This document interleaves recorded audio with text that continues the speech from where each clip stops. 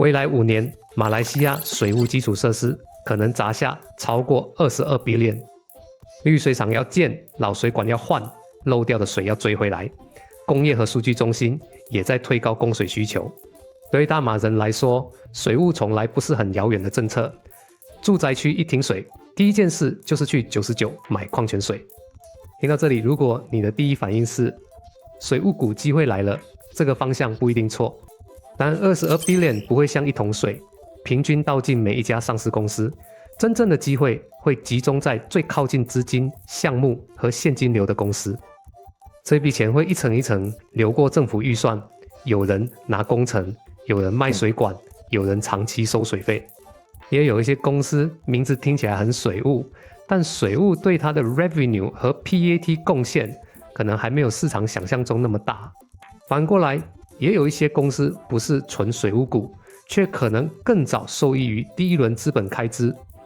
所以真正要问的不只是哪些公司拿到最多合约，而是这笔钱最后会流向哪一种商业模式，又有多少能够变成利润和现金。这支影片我们就把这条路拆开来看，找出第一轮最直接的受益者、长期受益者，以及目前还没有完全兑现的第二阶段机会。首先必须搞明白，这22 billion 不是明天一早就会进到上市公司的银行户口，它是投行估计未来5年马来西亚水务基础设施可能出现的投资规模。钱可能来自联邦政府、州政府、PAAB 水务营运商，也可能来自资本市场或工业客户。按照确定程度可以分成3层，第一层是钱已经开始找到了。联邦政府已经在第13大马计划下批准 1.7 billion 用来更换大约1800公里关键老旧水管。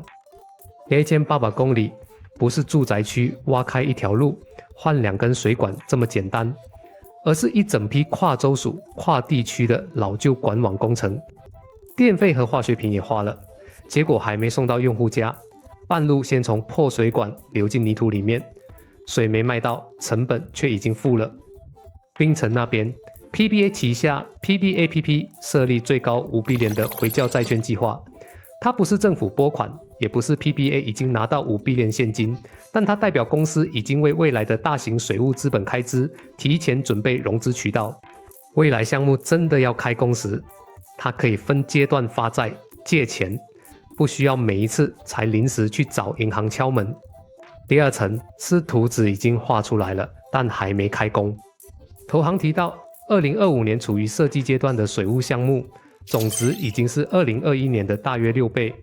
设计阶段当然还不等于正式订单，但项目从政策讨论进入设计，至少说明政府和营运商已经开始把需求变成具体工程方案。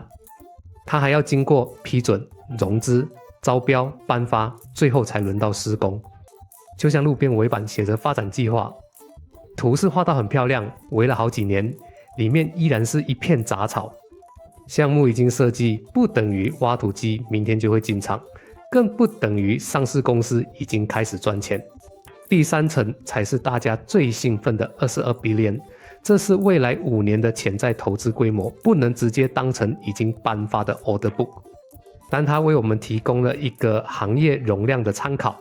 未来几年的水务项目数量和规模都有机会明显高过过去，所以现在最准确的讲法是，水务需求已经相当明确，部分资金和融资渠道已经出现，设计项目也在增加。那这个22 billion 不能全部当成订单，但这轮水务资本开支已经开始从政策故事走向早期兑现。那这些钱最后怎样流进上市公司？我们打开水龙头，只看到水出来，但一滴水从水坝走到你家，背后不是一家公司，而是一整串人。在西马来西亚财政部的国家水务资产管理公司，也就是 PAAB， 你可以把它想成水务资产的大房东，它负责融资、建设和升级资产，再租给州水务营运商使用。项目做好以后，再把这些水务资产租给州水务营运商，然后项目进入设计、监管批准、正式招标，承包商才有机会进场建滤水厂、铺输水系统，接下来供应商才卖水管、阀门和设备给这些承包商。但做到这里都还不代表股东已经赚钱，工程要按照进度执行， revenue 就可以逐步确认，客户还要真的付款，钱回到公司才会变成 operating cash flow。 最后还要看公司为了赚这笔钱投入了多少资本，资本回报率到底有没有提高。所以从国家需要修水管到上市公司股东真正赚到钱，中间不是一条直直的水管，它至少要经过这几个水闸，钱有没有融到，项目有没有拿到，合约赚不赚，客户有没有付钱，投入值不值得。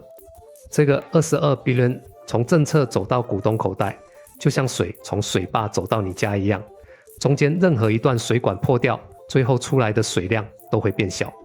所以同样叫水务股，大家端的其实不是同一个饭碗，有人卖水，有人盖系统，有人卖水管，还有人专门把原本白白流掉的水救回来。第一种水务营运商，代表就是 Renthill 和 PBA。 关于这两家公司，之前我做过一期视频，有兴趣的朋友可以留言 link 我发给你。这两个水务公司比较像收费站，他们赚的是每天打开水龙头持续流出来的钱。他们赚不赚主要看4样东西：水费有没有调高，用水量有没有增加，成本能不能控制，还有处理出来的水到底有多少真的卖得到。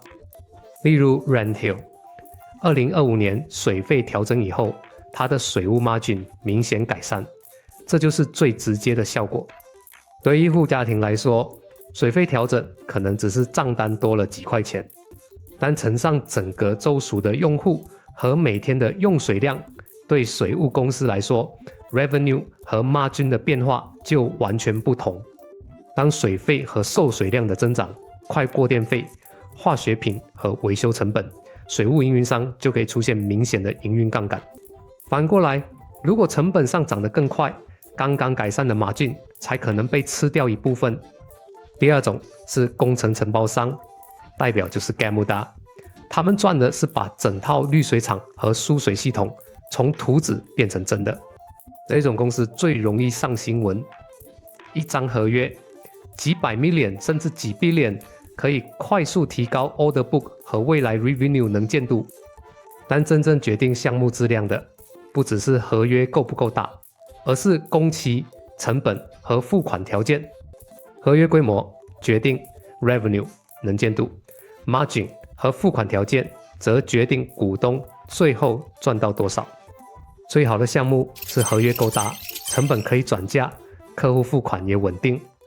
第三种是水管和设备供应商，代表就是 Intex。 承包商拿到工程以后，总不能拿吸管来接水吧，所以他们赚的是客户的工地一开，水管、阀门和接头就要开始卖出去了。所以如果全国真的大规模换旧水管， Intex 这种供应商可能比大型承包商更早看到订单。供应商的机会是项目一开工，产品需求通常比工程利润更早出现。不过利润能不能同步增长，还要看原料成本和调价能力。公司要先买原料、排产、生产，再把一根根水管堆进仓库，现金先出去，客户可能几个月后才付款。第四种是无收益水和再生水。所谓无收益水，简单讲就是水已经处理好了，结果半路漏掉被偷用，或者水表没有算到。未来要解决这个问题，不只是换水管，还包括漏水检测、智能水表、管网监控。数据中心则可能推动再生水、专用供水系统和长期容量收费。油后已经开始推动处理后的废水，通过专用管线供应给数据中心。不过目前大马上市公司里面很难找到一家主要盈利来自再生水，而且清楚披露相关 revenue 和 PAT 的公司。可惜核心参与者之一的 Indawater 没有上市。总结一下，水务营运商赚的是水费和用水量，承包商赚的是工程，供应商赚的是水管和设备，无收益水和再生水赚的是未来更高效率、更长期的服务收入。投行现在点名 Gamuda 和 Intex， 是因为他们最接近第一轮资本开支，也是目前盈利方式相对容易观察的公司。最直接受益是一个好的开始，最后赚得好不好，则要继续看各自的 margin、现金和回报率。所以看到一家公司讲水务，可以先兴奋一点，但不要只停在故事。我们用6道闸门筛选哪些机会最有可能真正变成股东回报。第一关，钱到底在哪里？只是投行预测，还是已经设计、融资、招标，甚至正式颁发？越接近正式颁发，盈利才越看得到，否则公司现在能赚的可能只有想象。第二关，这张合约能不能明显改变公司的未来 revenue 和 PAT？ 500 million 放在一家小公司，可能足以改变未来几年的 revenue， 但放在一家 order book 超过50 billion 的大集团，可能只是配菜。例如 Gamuda 截至2026年第3季度，整体 order book 已经达到52 billion， 所以一个500 million 项目占整体不到 1%。 标题看起来很大，放进集团里面可能只是一小杯水。第三关，合约有没有保护利润？合约面值决定规模，调价和成本转嫁机制则决定项目最后可以留下多少利润。如果签的是固定价格合约，几年后电费、化学品、钢材和人工全部上涨，客户照样付原价，公司就可能越做越薄。德姆德参与的北霹雳供水计划就包括40年供水安排。按照协议， PBA 旗下的水务公司将会向项目公司支付每年大约210 million 容量收费，同时设有收费调整以及电费和化学品成本转嫁机制。这种合约的重点不只是大，而是尽量避免公司赚固定的钱，却承担无限上涨的成本。第四关，利润有没有顺利变成现金？ PHE 告诉我们项目赚不赚钱， Operating Cash Flow 则告诉我们客户有没有付款，以及增长是否需要公司不断垫钱。Receivables、Contract Assets 和存货越堆越高，可能代表成绩单很好看，钱却还在客户手上，工地里面和仓库里面。第五关，增量 ROIC 有没有提高？假设你拿500块去做一门生意，一年只多赚20块，回报就是 4%。 如果公司的资金成本低过 4%， 这个项目仍然可以创造价值。但如果资金成本已经高过 4%， 公司再忙也未必增加股东价值。第六关，市场是不是已经提前庆祝，最后才看估值？市场有没有把未来3年的增长先算进今天的股价？项目明年贡献还是5年后才贡献？如果盈利还没来，股价已经先跑完，未来增长的安全边际就会变小。反过来，如果项目逐步兑现，而估值仍然建立在旧盈利水平，机会才可能真正大于风险。现在把刚才那6道闸门直接套进3个实际案例。如果全国换水管的工程真的一批一批开工，最先听到动静的未必是收水费的公司，反而可能是仓库里面已经摆着水管、阀门和接头的 Inctex。 因为承包商拿到工程以后不能空手开工，水管、阀门、接头和设备总要有人供应。 Intex 有卖水管，因此它确实靠近第一轮换管需求。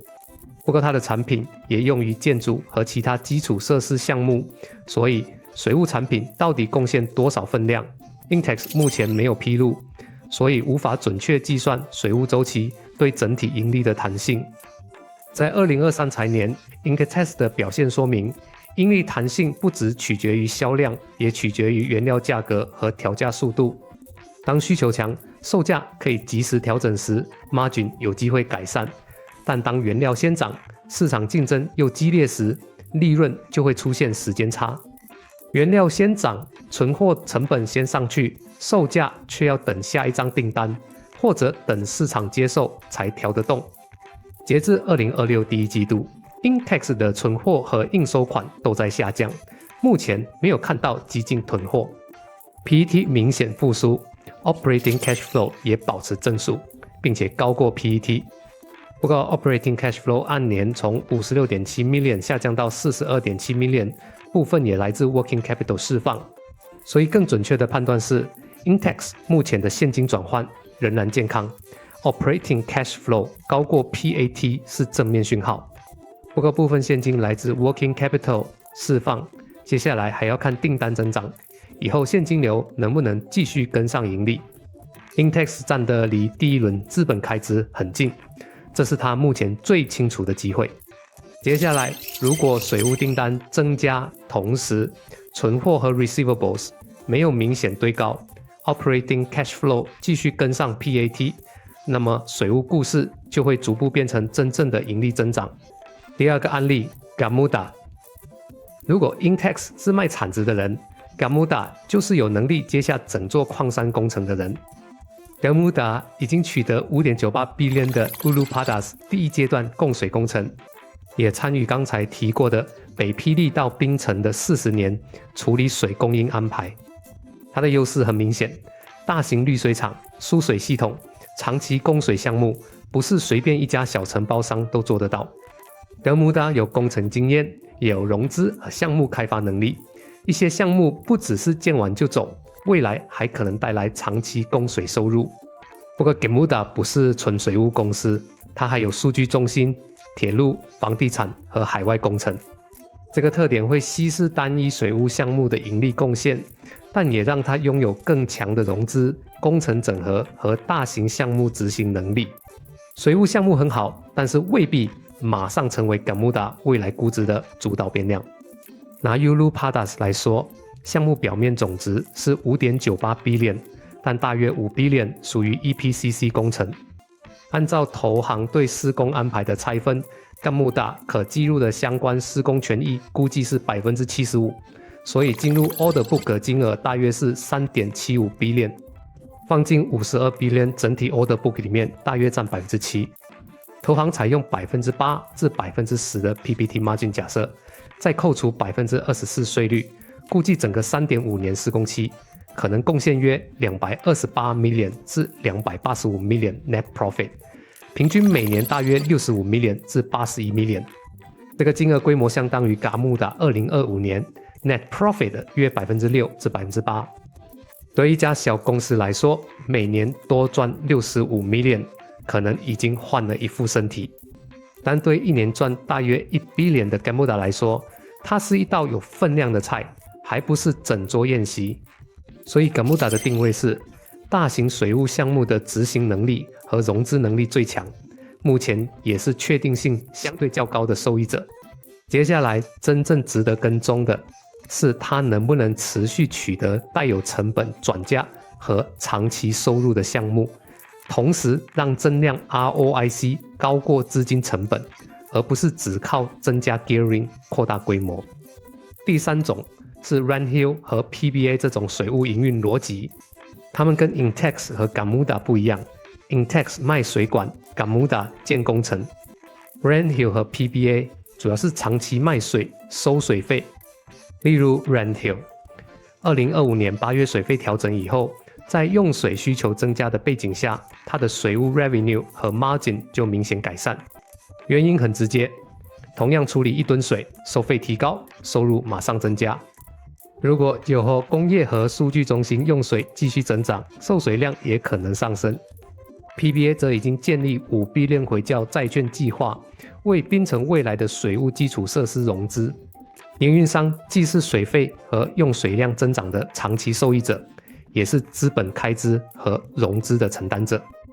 他的机会不在短期拿到一张大合约，而在新产能投产以后，可以持续多年增加受水收入。单建滤水厂、升级水管、支付电费和化学品，他也要先出钱。所以 Capex 增加初期 FCF 可能先受到压力，但如果新产能顺利投产，水费机制合理，受水量持续增长，这些投入未来可以转化成更稳定的长期现金流。水费也不是公司喜欢调多少就调多少，政府、监管机构和消费者都在同一张桌子上。拿 PBA 做例子，按照全国水费调整机制，新水费原本计划在2025年8月1日开始实施，但槟城州行政议会决定延后，结果 PBA 只能把执行日期推迟到2026年7月1日。这就是营运商最大的变量。他卖的是水，但价格不完全由自己决定。一旦监管机制允许水费逐步反映成本，营运商的盈利和现金流就可能出现结构性改善。所以这3个案例代表3条不同的前路。同一个22 billion 故事落在不同公司身上，长出来的利润、现金和风险完全不同。Intex 偏向第一轮产品需求， Gamuda 偏向大型工程和长期项目， Renthill 与 PBA 则偏向水费、受水量和长期营运现金流。水务周期能不能跑起来，不是因为大家终于发现人需要喝水，而是各方终于面对一个现实，继续拖延投资的经济成本可能已经高过推进改革的政治成本。政府、营运商、承包商、数据中心和消费者虽然仍然在同一张账单上拔河，但他们开始拥有更强的共同利益。政府希望水不断，工业继续投资，数据中心继续进来，但水费只要涨一点，最先被骂的也是政府。谁坐在那张椅子，头都会痛，谁做政府谁倒霉。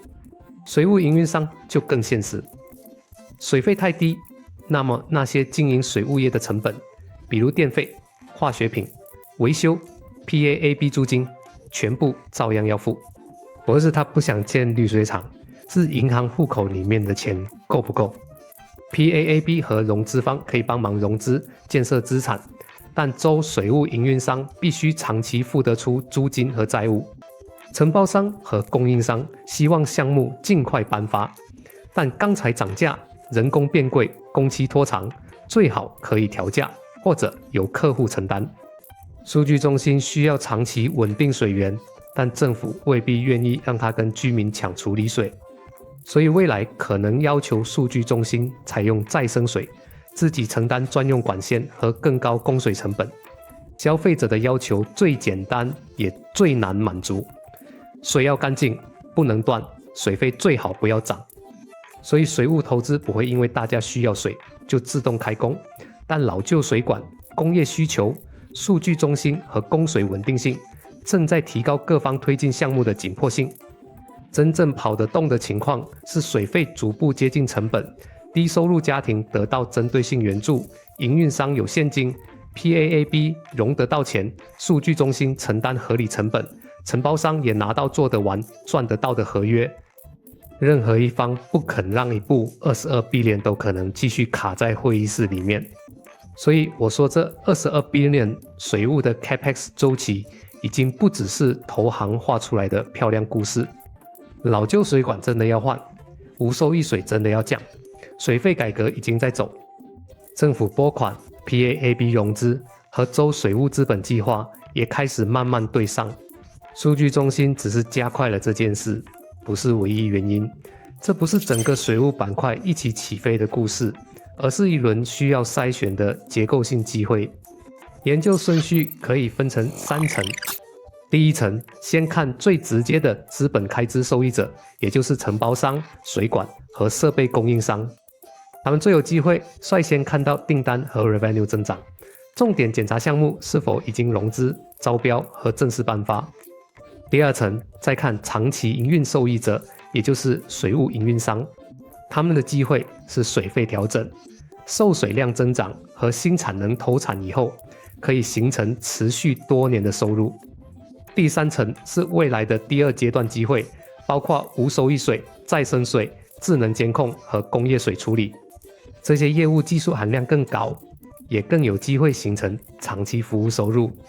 目前正式项目和上市公司盈利证据还不够完整，但一旦合约和披露增加，可能成为下一批值得研究的方向。所以我的判断是，这轮22 billion 水务资本开支已经从纯粹的政策故事进入早期兑现阶段，而机会是分阶段给不同的公司。这个产业链值得继续追踪。这是我答应观众接下来要 cover 的公司。如果你喜欢我的视频，记得 like and share。我们下期见。